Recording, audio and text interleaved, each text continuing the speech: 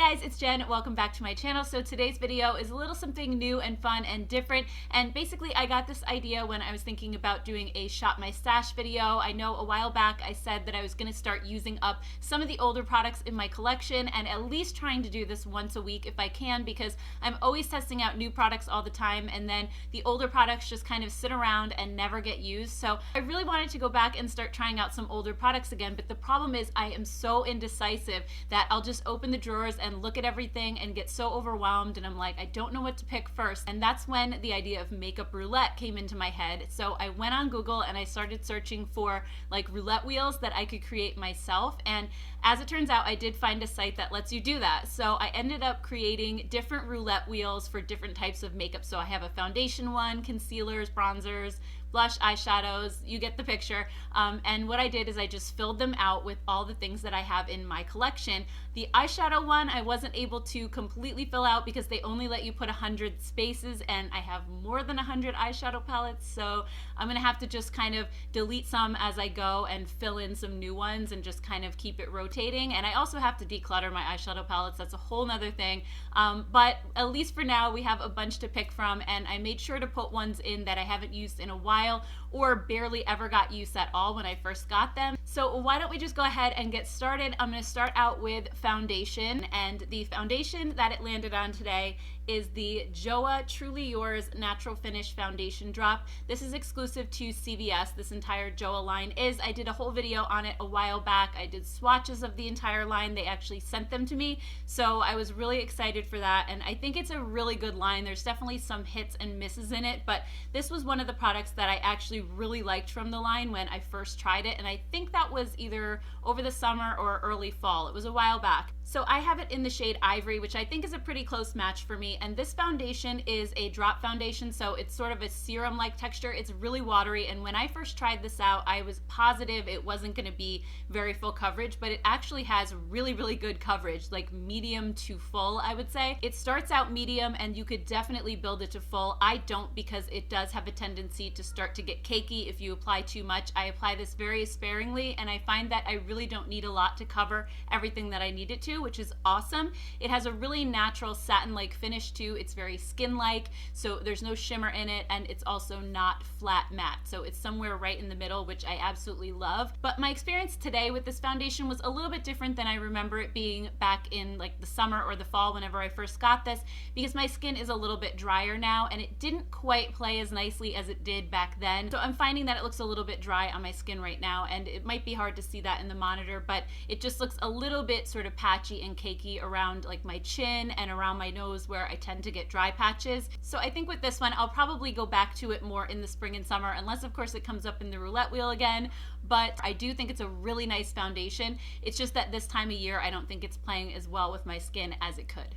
And then for concealer, the wheel ended up landing on the Makeup Revolution Conceal and Define. I have this one in the shade C1, which is the lightest shade, and this is one of my favorite concealers. I've talked about this one so many times. I haven't actually used it in a while though. I've been reaching more for the Doll 10 Hydrolux concealer, so I was glad to take this back out again and give it some love because it's an amazing concealer, and I love this because it's sort of like a dry skin friendly version of the Tarte Shape Tape. A lot of people compare the two, and I don't think that they're extremely similar because this one has slightly less coverage, which I'm actually happy about because I think the Tarte is just too full for under my eyes. I really don't need a lot of coverage, and now that I'm in my 40s and I have some fine lines under my eyes, I don't want something that's overly thick or has too much coverage because it just ends up aging me. So this one is actually perfect because it's a little bit lighter than the Tarte Shape Tape, but it still has great coverage. It brightens up my under eyes so well, but it doesn't crease on me, and it just looks so nice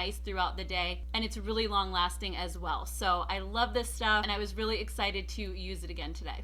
And then next up, I spun the bronzer wheel, and this one landed on the Sweetie Pie bronzer from Too Faced. I love this bronzer so much, and I can't believe I pretty much forgot that I even had it. I've been, again, just reaching for the same ones over and over again.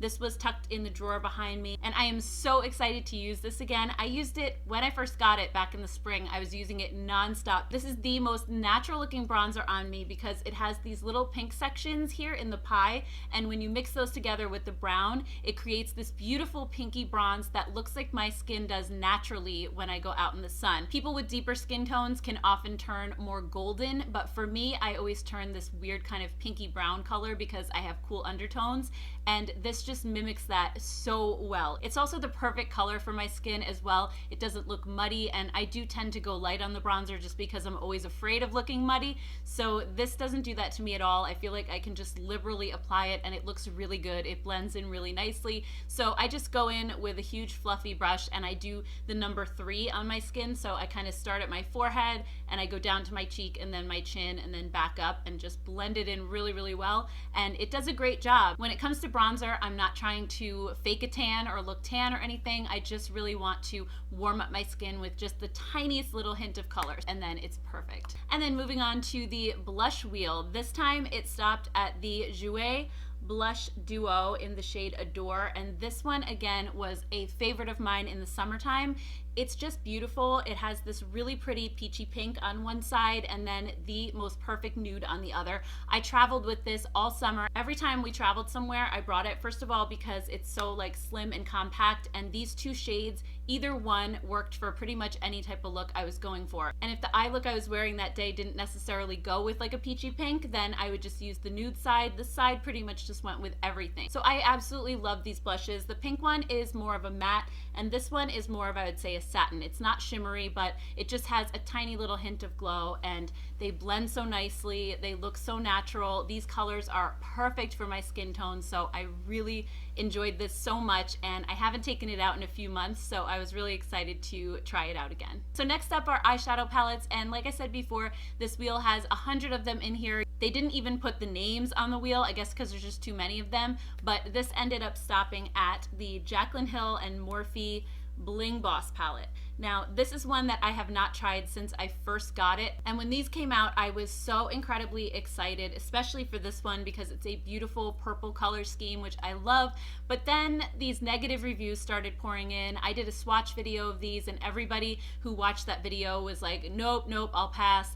They look like they swatched terribly, and there were so many like bad reviews on these overall. So I just never was motivated to pick these up and really play with them and try them out. So I was kind of excited when these popped up because every once in a while I'll go into the drawer that these are in and I'll look at them and think, you know, I really should play with these more because I didn't give them a fair shot. So for the eye look that I did today, I started out with the shade Hush Hush, which is this really pale sort of lavender pink. It's a beautiful transition shade, especially on my skin tone. I really thought it was pretty, and I thought that it blended fine. There was no issues whatsoever. And then I applied this really dark berry matte shade called Rockstar to the outer corner, and then I also used that to deepen up my crease a little bit. And this one I thought was also very pigmented. It blended out nicely. I remember in the swatches that the mattes in this palette specifically were very patchy, but applying them to the eyes just in small amounts actually seems to work out pretty well. And then for my lid, I used the shade Ballsy, which is like this really pretty lavender pink shimmer. It's almost like the shimmery version of the transition color that I used,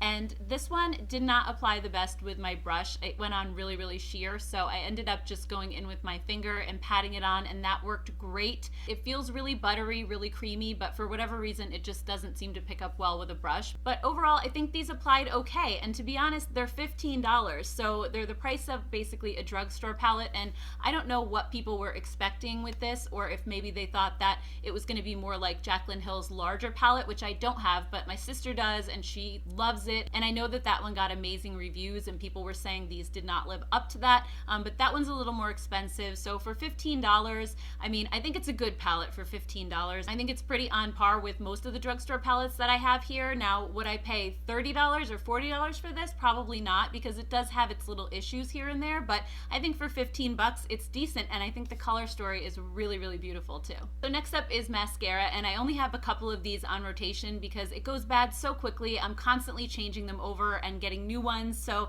it ended up landing on the Kokie Cosmetics Volume and Length. I just got a new tube of this. It's one of my favorite mascaras of all time. It's so, so good. I absolutely love the brush on it. It has this really nice skinny brush that's really easy to get right at the base of your lashes, and it gives you such nice length and volume. Just like the name says, It's amazing. It doesn't smudge, it doesn't flake, it doesn't get clumpy no matter how many coats you put on, and you can really build up your lashes to look like an almost false lash effect. Not to mention the fact that it is super affordable. So this is one of my favorites. This actually sold out so many times when it first came out because everybody on YouTube was talking about it, and now you hardly hear anybody talking about it anymore. So I still love this one and I buy it all the time. I think it's amazing. Okay, so the last category is lips, and what I did for this one is a little bit different than the others. I did not put the shade names on the wheel. I just went with the brand and the formula, and I did that for two reasons. One, because certain brands I have every shade in the range and it was just going to be too many things on the wheel, and the other reason